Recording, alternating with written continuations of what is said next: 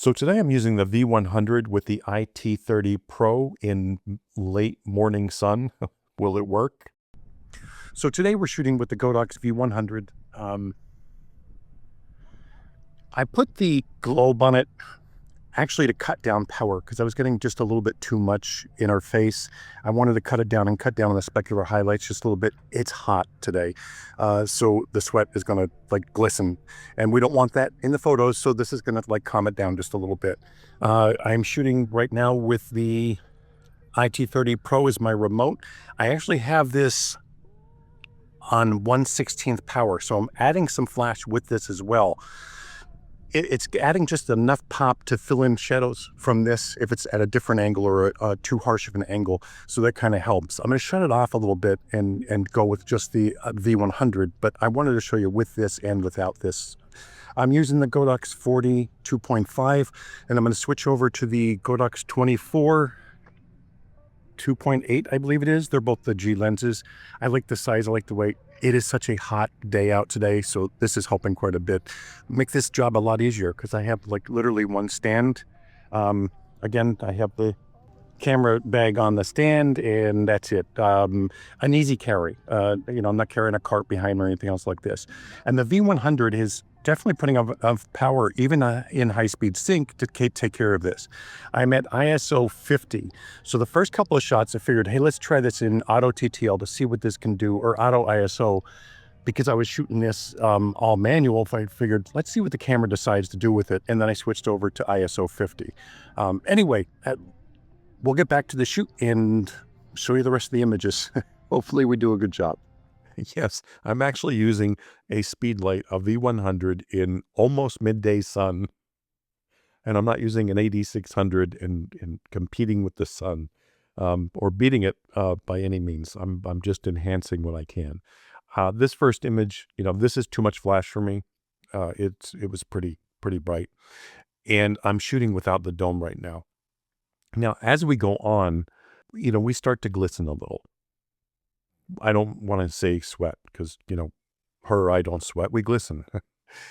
The dome, when I add that, is going to help take down those specular highlights caused by that glistening. As we went on, the power was fine on this and the look was good, but, I would rather lose a little bit of power by putting the dome on and take down those specular highlights, so it's a little easier in post to touch up and so forth, without having too big of a shine on our faces, on her face. But I was glistening too. I just want to let you know, I'm just trying to be respectful of glistening. Now, the V100 is a spectacular light at 100 watts. And again, you could be using the AD100. I like the form factor of the V100 better. It's the same thing when I use the Pro Photo. I like the A10 form factor a little bit better than the soda can type form factor. They're nice. Don't get me wrong, I like them, but I like to be able to throw it on my camera if I had to, or put it on a stand. Either one, it works great. So, I'm a minimalist shooter. I don't want to be carrying the big 8600. I don't want to have a cart behind me and all that kind of stuff. The flash went in my camera bag next to my camera. I carried the light stand. That was my whole setup. And it works. The battery was fantastic through this whole thing. Now, I was shooting at ISO 100 to start because I had it on auto ISO for the first couple of shots. I just wanted to see how the camera would handle it. And it handled it really, really, really well. But then I took it down to ISO 50. I'm at 2.5 on the 40 millimeter lens. And I probably went in between 1,000 to 6,000 shutter speed, maybe up to 8,000 a couple times, depending on the sun, because it did go behind the clouds a couple times. Now, I just moved her into the shade just a little bit here, so the flash would have to work just a little bit less. And I did shut the flash off in between her, the changes, so it had a chance to cool down. Not that I had an issue with it. It didn't overheat or anything, but I'd rather be safe than sorry, so I just shut it off and wait for it to get back. There's one without the flash, by the way. I know everybody wants to see that. Settings-wise, I don't have each one up. I don't want to pay attention to settings when I'm shooting, and I know everybody wants to know what the settings are, but you're never going to be in the same exact situation I'm in right now. So having your settings the exact same as mine won't really help. I can tell you that I was at ISO 50. I did shoot at, 2000 to 6000 to 8000, whatever. And the flash I had at half power, full power, and I went down to a quarter power a couple times when the sun went behind the clouds. That's basically it. They're my settings. The best thing to do is when you're in a situation that's particular to you because the sun is the way it is when you're there, set your camera up that way. Anyway, so I'm switching over to the Sony 24 millimeter f2.8G now. I love this lens, and I'm using it a lot more than I ever expected to. And I've been doing this for a long, long time, and I've never used a 24 as much as I'm using it now. But I'm loving the look of it, and we had some really cool shots. Now, I just planned on using it for one shot at this point, because she wanted that like racket close, that kind of look. But as I was shooting, I'm like, yeah, I don't care about distortion or anything because I'm loving the way the photos look. Distortion isn't bad enough for me to go, oh, she looks bad. So why not use it and play with it? And I actually put her close to the edge a couple times just to say, okay, let's see what the look is. Let's see how it's going to look. Play, and you're going to come up with some great images. And you're going to have some stinkers too, but if you don't play with it and try it, you'll never know. So the IT30 Pro is my remote on the camera. I had it on a lot of, for a lot of this shoot up to this point, and then I shut it off. It did help a little bit, even though it was only set at 1/64th power. If my flash was off a little bit or coming from the side, the IT30 Pro would just give that little bit of flash in the face to, help fill in.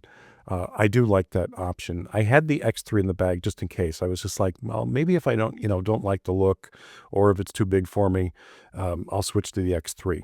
But I didn't. I just kept the IT30 Pro on the entire time for the entire shoot, and I'm happy I did because it came in handy a couple times. Being able to turn that flash on. The shoot, I'm thrilled with the shoot. I'm thrilled with the V100. When this first came out, and I did a video and I told you like this is the best one they've ever produced. It really is. And I was almost going to bring the V480, but I literally walked outside of my studio, saw the sun, walked back in and said, okay, I gotta take the V100 because I need the power. Not for a second did I think I'm going to take the big, 8600 because I'm just too lazy to carry it in this kind of heat. Now, if I have an assistant or something that I could make them carry this stuff, I'll use that, but I don't need it. And as you can see with these images, they look great. I'm thrilled with them. She's completely 100% happy with them. And it's just a little speed light on a stand. So, don't be afraid of that. And the other thing is, the shadows. Everybody like looks at the images and like, oh, the shadows are terrible. This is almost midday sun. In real life, there are shadows. We don't see shadows everywhere and then look at people and see soft light. That's not the way life works. Shadows are, part of our life and they look natural. Embrace the shadows. If you want just a little bit of less of a shadow, move your light just a little bit so it's a little bit closer to the camera. You're not going to get a flat look. The sun is too bright for that. Use the V100 or whatever speed light you use to enhance your images versus competing with the sun all the time. And you're gonna like your images is what I'm trying to say. Definitely try this. Check it out. Play with it a little bit. Use the dome with and without so you can see the differences. Sometimes you don't need it at all. Sometimes you do. The V100 has that frosted, somewhat of a frosted lens on it now, like they did with the Profoto A2. And I really like that. It is a nice soft look. But yeah, I'm really pleased with the way these came out. I don't know what other piece of advice I can give you. Most of the time, you guys just ask me in the comments anyway. So if there's anything I missed or anything I didn't cover, please don't hesitate to ask. Reach out and ask. I'll be glad to help you with it. But yeah, I'm thrilled. It's a great. The V100 is a great flash for these type of shoots, and it kept me small, lightweight, and nimble. Anyway. Thanks for watching as always. I hope you enjoyed the shoot, and I'll see you next time.